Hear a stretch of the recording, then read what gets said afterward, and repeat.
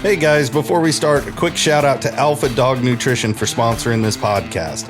Alpha Dog products are now available at dusupply.com, and you can use code ALPHADOG15 at checkout for 15% off and a credit for free shipping to try it yourself. Now let's get you to your podcast.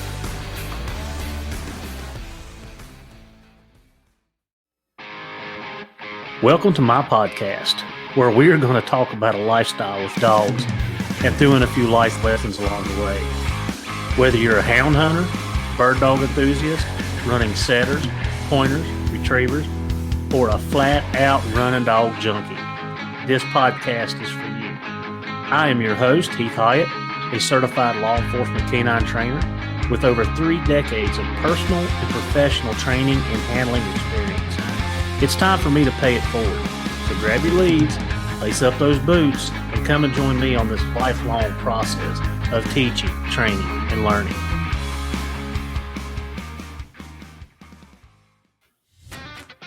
Are you looking to unlock your dog's full potential and give them the best nutrition possible for peak performance?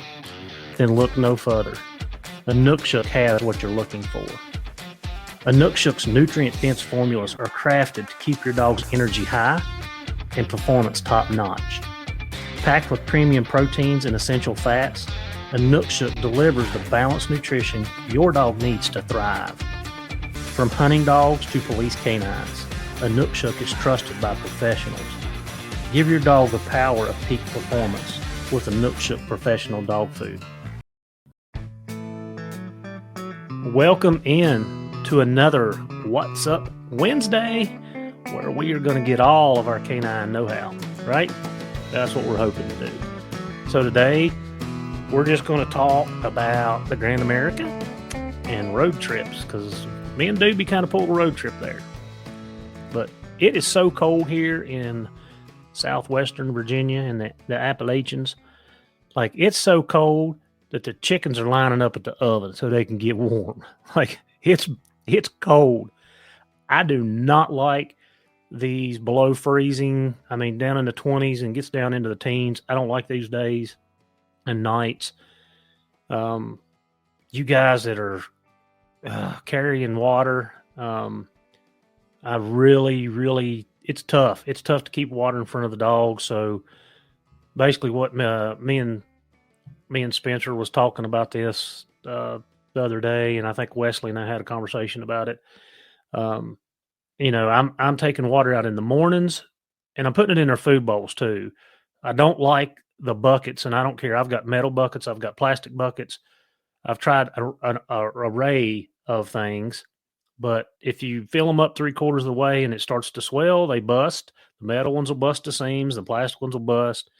And then you're replacing buckets, and, you go to Tractor Supply and you buy those things for $7.99 a piece, and you end up, I've got 10, 14, I got 15 kennels. So you do that 2 or 3 times a year, not with just the water bust, the freezing, but, the pups chewing them up, pulling the handles off of them. You know how it goes. It gets pretty expensive. So I've been putting it in their food bowl. I go back if I'm home. If it's on a weekend in midday, we're doing it again. And then in the evening when I feed, I'm actually feeding with lukewarm water, not hot, and just a little bit above room temperature. I mix that in with their food and let them get some water there, and then after they eat, I go back behind them and halfway, a quarter or halfway, I do the water bowls or the food bowls full with water again. So I'm really trying hard to keep the water in front of them. And when it's freezing like this, you got it for a couple of hours and then that's it. So I'm not putting too much in it, but enough where they're having water a couple times a day. And, a misconception is when it's cold like this, they got the snow and the ice and, yada, yada, yada, but they really need that water intake. So I try not to make them have to work for it. Like, here it is. It is what it is.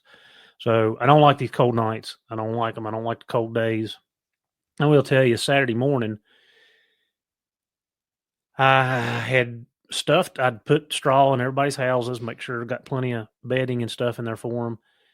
And I got up Saturday morning and I looked outside and it was 26 degrees. So it was fairly warm. Like that was a warmer morning. And I'm in there making my old cup of joe, my coffee, my Black Rifle, because that's what I'm using. That's what I like to drink. And I look out the window and Spook is laying in front of his doghouse. And I'm like, dude, what are you doing? Like, what are you doing? So it bothered me. I'm like, did his house get wet? Did something happen? Like, why is he not in his house? Everybody else is in. There's not a dog stirring nowhere. So I make my coffee. I go put my pants and my boots on, and I go down there, and he had knocked some straw out of his house and was laying on that straw in front of his house. So I opened the top. I don't know who makes these houses, but I've been buying them. I've got the double insulated. I'm getting them from Kevin Rainwater in Kentucky. My good buddy Jerry Barker hooked me up with him.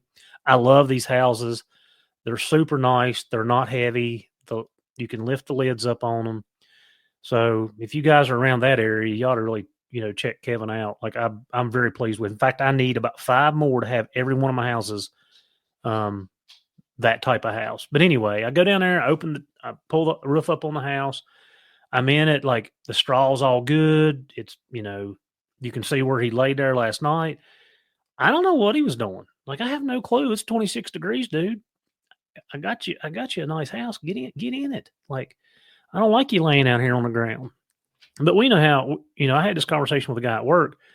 A lot of times it can be a really cool temperature, below freezing, 20 to 32, I guess. I really haven't seen it under that. And the sun be up and the dogs will be laying on top of their house sunning.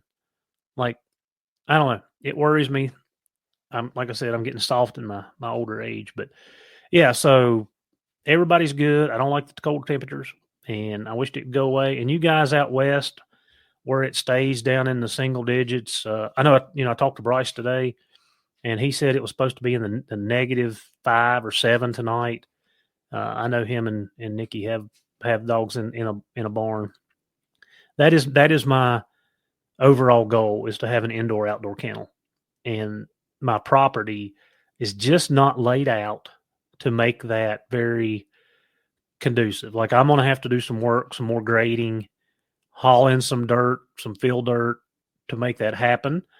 But after I get my boat condo built up here, which I'm still working on, I still got 7 pieces of tin to put on that thing. The weather just is not cooperating. It's either wind blowing, snowing, or ice. So hopefully I can get the tin on it this coming weekend, at least get everything covered up. I already got my boat in it. So, but anyway, as soon as I get that done, that's going to be my next project. I think I'm going to tear all my kennels, take them all down, either borrow my neighbor's skid steer or rent me a small backhoe type deal and cut a little bit out. I'm going to have to build a retaining wall too. That's something else I'm going to have to do if I make this happen. But that's goals. That's my goal. We talked about our New Year goals last time I was on, and that's one of my goals, is to have an indoor-outdoor kennel. That's been a goal for a long time, and it's just not happened. So I'm working on it, trying very hard. So that's what's going on here in Virginia. The ice is bad. Like, we've got probably an inch and a half of snow, and it's crusted or iced over now. And where it melted the other day, it was like 40 degrees. It melted, and it's all froze over like it's ice.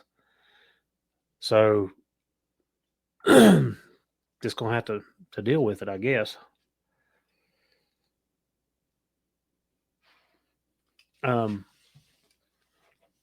You can't even me and Carl was talking today too, that, you can't even go out and do anything with the dogs because it cuts their feet all to pieces. Like, I'd die. Like, it's not okay. But anyway, so road trip. So I went to the Grand American. Some of you guys I've seen down there, but let me tell you how it started. So Duby rented a Airbnb. Well, Danny hooked it up. Okay. I think Jason just does whatever she tells him. We're okay with that, right? So we got an Airbnb. Duby flew into Charlotte. I picked him up. I left work early, picked him up, and 2-hour trip to Orangeburg, 5-hour trip overall for me. So I picked him up Thursday evening at the airport, and we get in the truck, and traffic in Charlotte, like you guys that are around that area or go through that area, it's horrible. Like it's horrible. And so we're getting back on the interstate, and I'm like, all right, have you eat? Are you going to eat? What's the plan? Like I'm kind of hungry and need to figure something out. He's like, oh, by the way, we're going to the banquet tonight. I'm like, banquet? He's like, yeah, they do the Purina banquet. I'm like, oh, okay. So that was my first experience with that. So Jason and I mean, we're literally, we're talking dogs. We have never met face to face. Of course, he's in Oregon and I'm in Virginia, but we have talked on the phone a lot, lots of hours and for several years. And it's always good to be able to, share the in person, right? We talk dogs a lot through the weekend. But anyway, we talk dogs. We end up, boom, here we are. We're in Orangeburg. So we go down to the banquet. We text Fielder because we're meeting up with him, and he was already down there. He'd got down there probably a couple hours before us. So we told Fielder to, hey, save us a couple seats.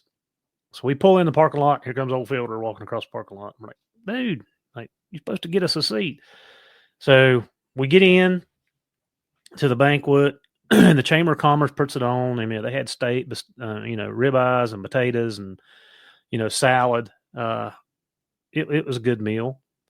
And, I got to see some people that I knew. I got to meet some people that I didn't know. I tell you what, Orangeburg is, they're very accommodating to the hound hunting community. They were, they're really excited that we come, and, they're supportive of what we do. And you just don't get that everywhere you go. So we're in there and they do their awards. And then after everything was over, I got to go around and talk. I seen Scott McBride. Talked to him a little bit about, bear hunting. We caught up on some bear tails, and I go up and judge some shows for him and his dad, Steve, in Tazewell. I always enjoy that because I get to run into people that I haven't seen in years. And I seen Jason and Katie Woodward. It's always good to see them. They're everywhere. Like you don't go to a show or some big event and they're not there. Talked to Jason for a little bit, and Jennifer Gibson was there. If you guys in the plot world, y'all know Johnny, and Johnny passed away. So Jennifer's kind of taken over the yearbook. Hopefully that'll come into play, and she'll do good with it. So that was that was Thursday night, and so we get up Friday morning. So Doobie and I was like, oh yeah, let's get to the fairground, get all our stuff set up, because we didn't have nothing. We didn't go the Thursday evening because we didn't get there in time. So Fielder's like, hey, y'all want to go get something to eat? Yeah, I'm hungry. I mean, I'm good. I like breakfast. I like my breakfast.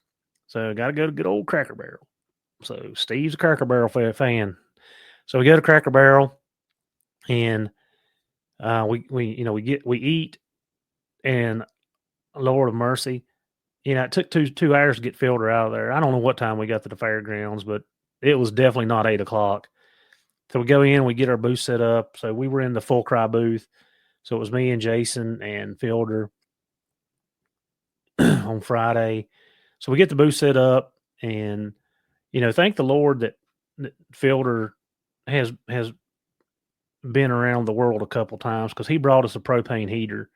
And Friday wasn't as bad. I thought Saturday was a little bit cooler, but in that barn, in the vendor barn, we were right beside the door, so it was like a breeze coming right in the door. It was chilly. So Fielder had us hooked up with the propane heater. We got that hooked up, but So yeah, Friday, I got to see a lot of people that listen to the podcast. And guys, I can't thank you enough. Thank you for taking time out of your day to listen and tune in and come by and talk to us and talk to me. At this stage in life, I feel like I have a lot of blessings and I'm very blessed and appreciative of things. And you guys are one of those things that I'm very appreciative for, because it wouldn't be a show if you didn't listen. If people didn't tune in, it wouldn't be a show. So I got to meet a lot of people, and I wrote everyone's name down because there was so many people coming through. I'm like, I'm not going to remember everybody's name. Well, I can't find the piece of paper. Somewhere between Duby and myself packing up and getting stuff in boxes, I have misplaced it. So I can't remember everybody's name, and I'm truly sorry.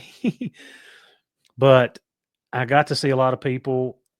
Bryce, I got to see Bryce. It's always good to see him. Bryce been coming down and hunt with me for several years now.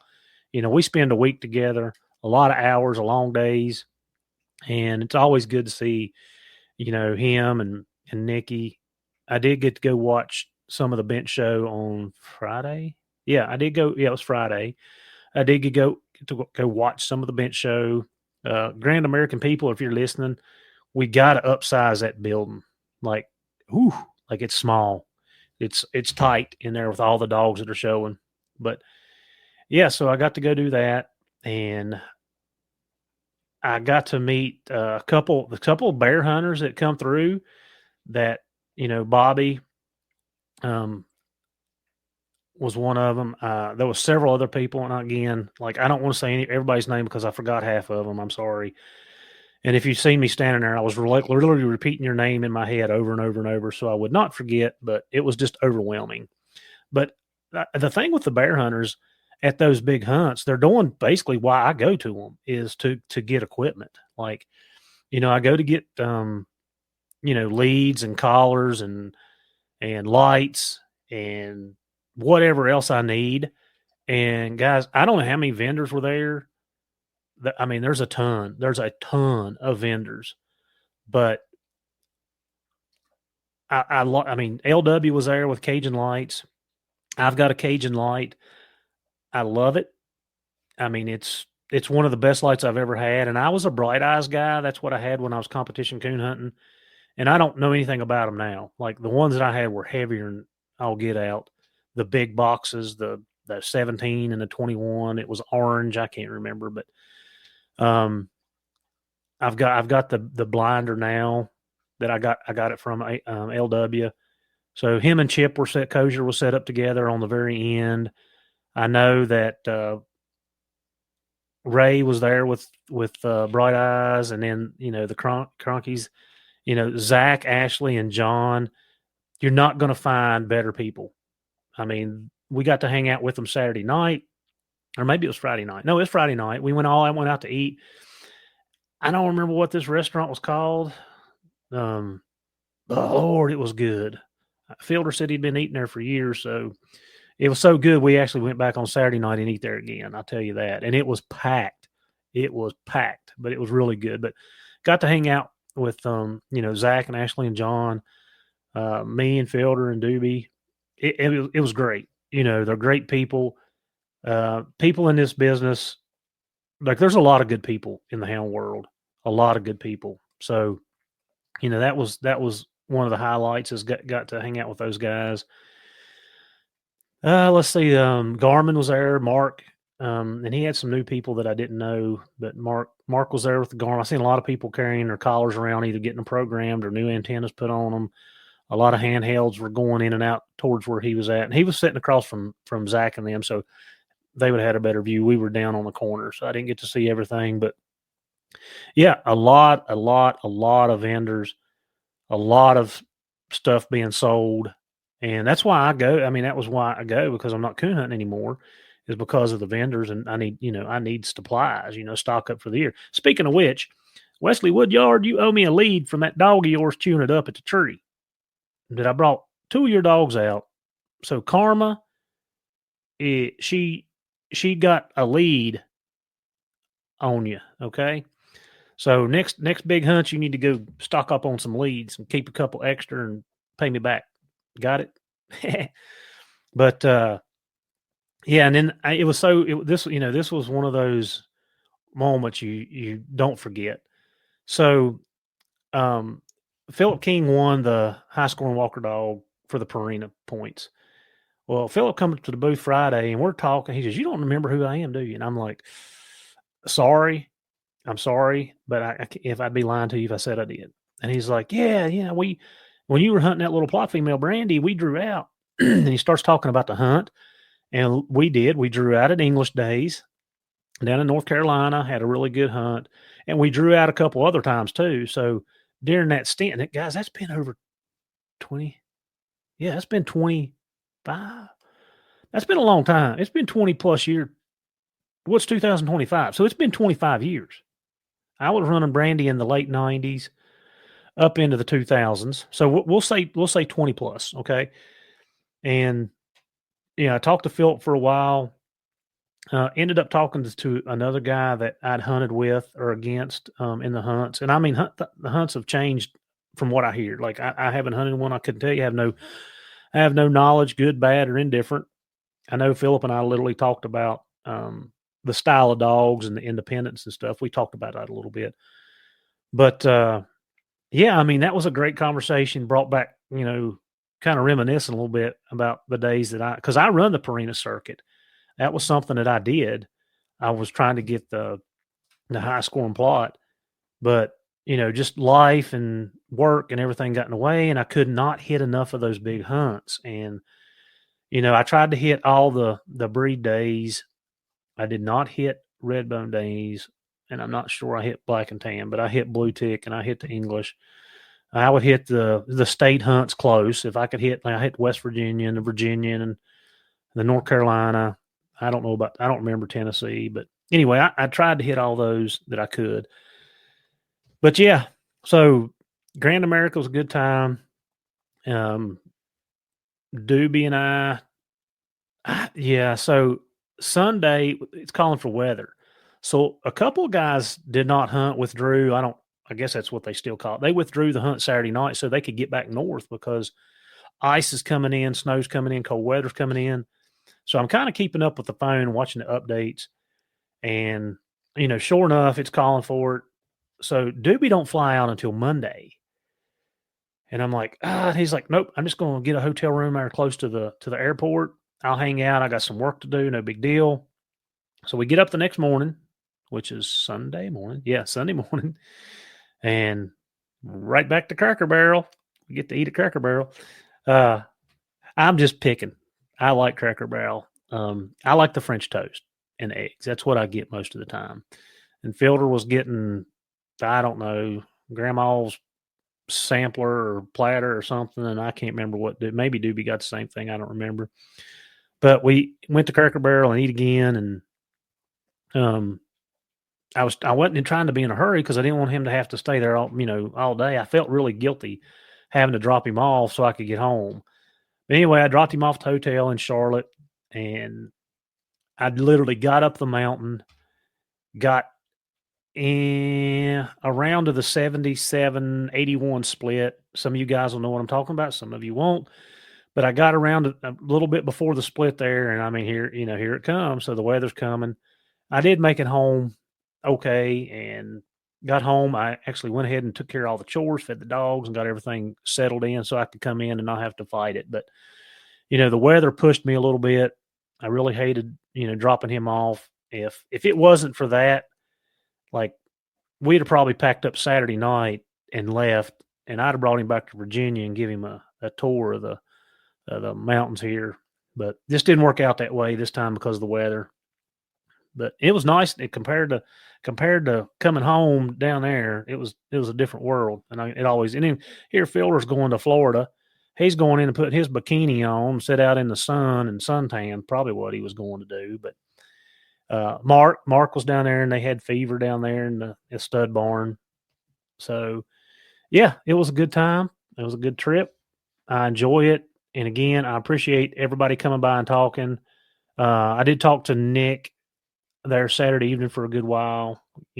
We've talked back and forth about some training stuff. So that was really, that was really cool to talk to people like that.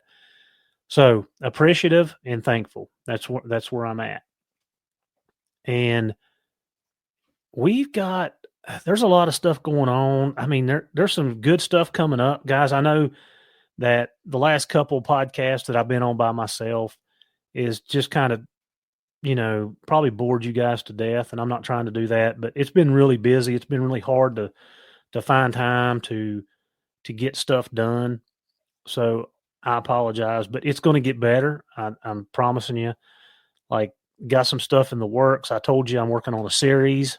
I'm getting ready to start recording that.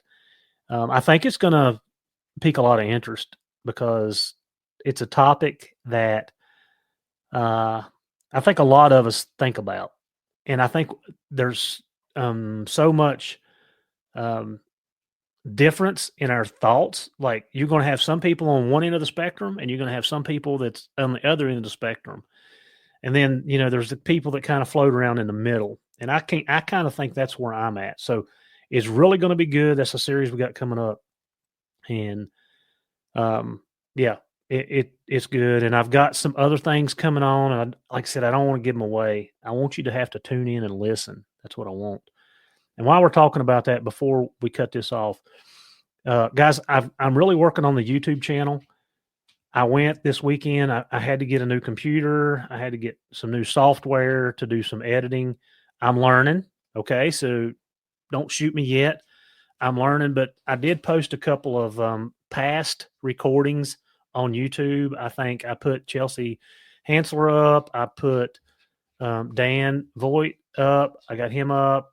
Luke Cox with Hunt, Eat, Lift. That was a really good podcast. You should go back and watch it or listen. We talk about everything. We talk about hunting and rights and, staying in enough shape to get yourself in and out of the woods without getting yourself hurt. Like, it's really good. That was really, really good podcast. So my goal is moving forward is I'm going to start downloading these the night before the podcast drops, and it'll be late. So they won't be put up, early, but I'm going to try to start editing these and doing them. And I'm going to try to start posting some more videos, some more training videos, but you're going to have to come to the YouTube channel to get some of this. So I'm telling you, that's where it's going to be at. It's work in progress. And I really am going to try this year to do better.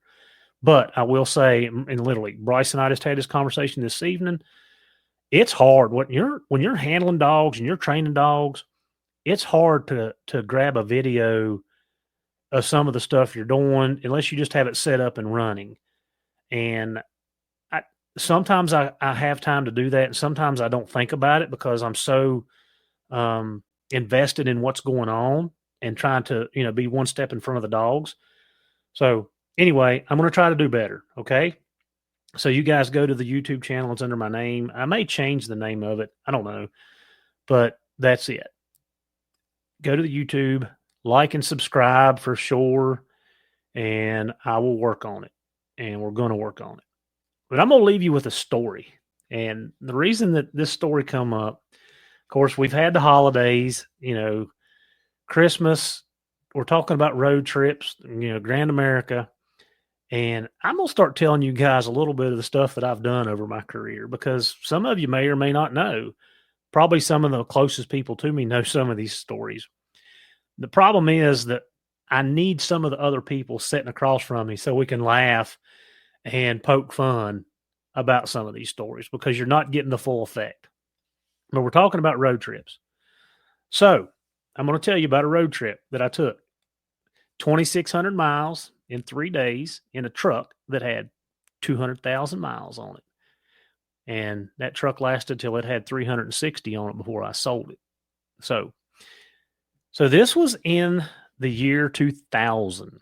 All right. So 25 years ago and some change. I get a phone call from a guy who's looking for someone to handle dogs for him full time. And I was in between jobs. I had got laid off from the factory that I worked in. I was doing some, just trying to pick up what I could. So this kind of really piqued my interest. So I get a phone call during like a Monday, Tuesday. He calls me back on a Wednesday and says, "Hey, if you can get here this weekend, I'll show you everything I've got, show you what's going on, and we'll go from there." I'm like, okay. So I was able to not work Thursday, Friday. And I call my brother-in-law. And for you guys that know him, his name is Scott Dunn. We call him Big Chaw. And the reason we call him Big Chaw is because he's always got a chew the back end. It's about the size of a softball in the side of his face. So I call Scott, and Scott is at the point in time, he is driving a milk truck. Okay, so he's delivering milk, and he's off on Friday, Saturdays, and Sundays. So I call Scott, and I'm like, "Hey, you want to go on a road trip?" "Well, son, where are we going?" And I'm like, "We going to Bethany, Missouri." And he goes, "Missouri? What are you going to Missouri for?" And I tell him, "Hey, this guy's got a job opportunity. I want to go out there and look at it. I don't have nothing else going on. I want to go." He's like, "Well, I guess I'll go with you." Said, "I'll pick you up at 5:00. So actually, I worked that day. I worked till 4. So I went home, grabbed the dogs, grabbed some clothes, and I go pick him up. We go to the gas station, and I'm gonna tell you how good things were. Back then, I could fill my truck up for less than $20. So $20, I could fill it up. So we fill the truck up, and while we're filling the truck up, we're making a plan. And I'm like, all right. So Bethany, Missouri, I can't remember. It's 10 or 12 hours. I'm like, I'll drive till I get tired. And when I get tired, we'll flip over and you can drive. You rest, you take a nap, whatever you want to do. I'm good for at least till midnight or later. So that was the plan. So we pull out of the Super Value, we headed west on 460. And of course we go up through 77 and hit 64 and we're on our way, right? So through the night, we're both too scared to go to sleep while the other one's driving. So I drive until I get tired, and then we switch out. He's driving. I can't go to sleep because I'm worried about what he's doing. Well, he's worried about what I'm doing. So somehow during the morning hours, early, it was daylight enough, I guess. We pull into this truck stop. I have no clue where we were at. We were in Missouri. Pull into a truck stop, and we pull back in the parking lot where the tractor trailers are, and we catch us a nap. So we're only like 2 hours from Bethany at this point. So I don't remember who woke up, what woke up, but we get up and we're on the road again. So the guy, and I don't, if you're listening to this, I'm sorry, but I don't remember your name. And the guy had a bunkhouse in his barn, and the key was supposed to be hidden somewhere there at the barn. So we roll up, we get there, and sure enough, that we're at the right place. Can't get in the bunkhouse, can't find the key. The key was supposed to be on a tractor somewhere. Well, Scott falls asleep on the tractor. I sat down beside the door, lay my head back, close my eyes, and it was about that time that the guy comes rolling up, and it's probably lunchtime-ish. And he's like, "Hey, y'all want to go get something to eat and check out the spots?" Sure. So we jump in the truck with him. We go down to a local diner, get us a cheeseburger, some fries, probably a big old Coca-Cola about that point. Ride around. He shows us some areas that we can hunt. And we go back he drops us off. I don't know what time it was. We laid down and took a nap. And I mean, an hour before dark, he rolls back in. We load the dogs up. Now, we've got our dogs with us. Scott was hunting a black and tan named Coma. Coma was off Northern Buck 2. I was hunting my Walker dog. He was young at the time, out of Sackett and Candy. And I had a couple other dogs too. Maybe I had Brandy. Maybe I probably did. I probably had Brandy, and we had 4 dogs. So Anyway, he comes, we load the dogs up, we follow him out to this field. We drive around to the, edge of a big, big field that had been cut, corn.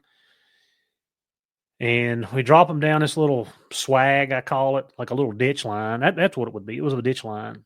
And we ended up hunting all night long.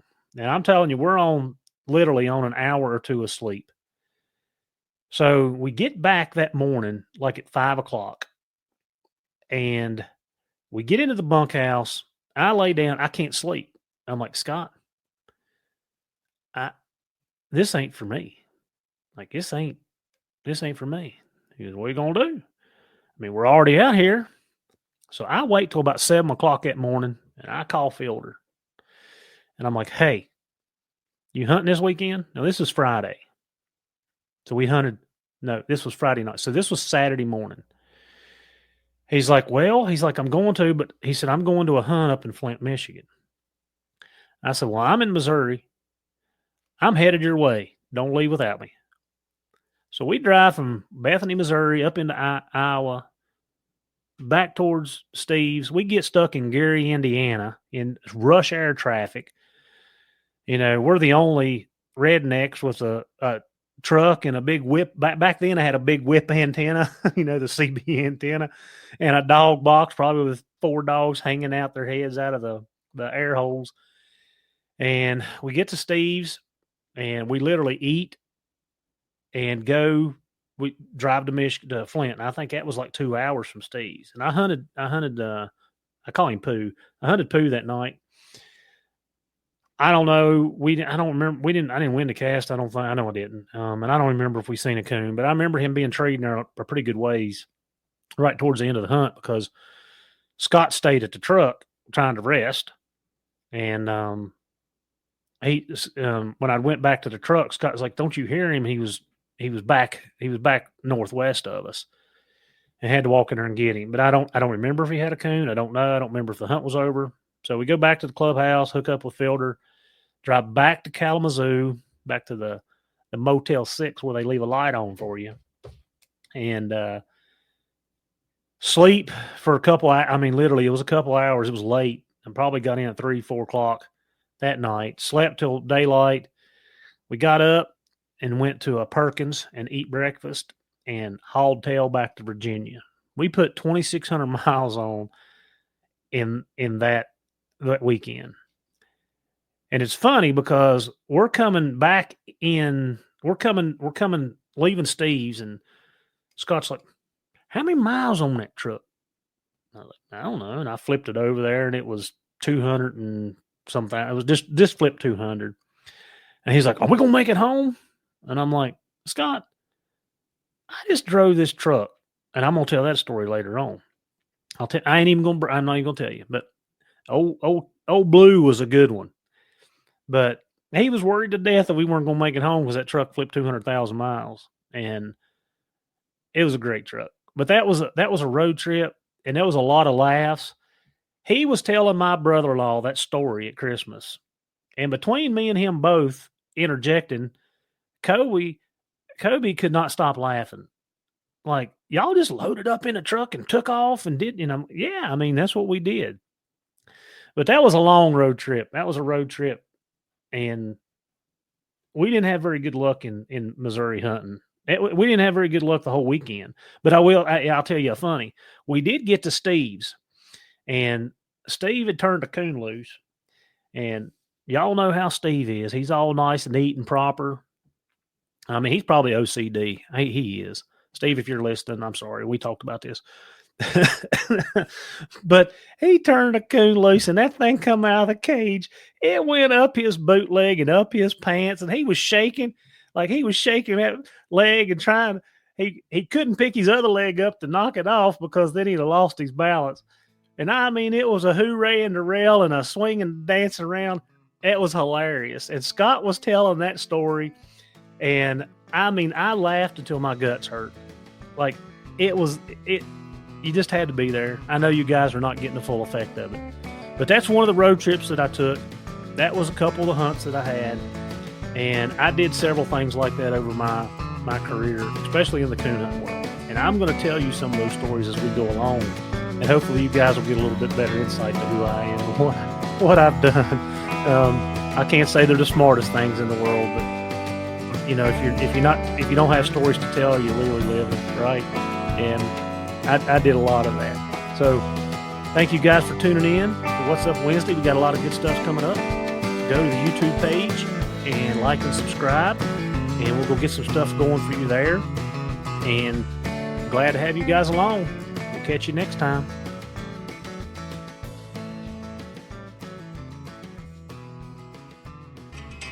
Do you like to be outdoors like I do? If so, unlock the wilderness with Onyx Maps. It is your ultimate guide to exploring, hunting, and conquering the great outdoors. With detailed maps, real-time tracking, and exclusive access to public and private lands, Onyx Maps is your key to adventure. Discover the possibilities and never get lost again with Onyx. So subscribe today using the promo code K920, letter K, number 9, 20, and know where you stand.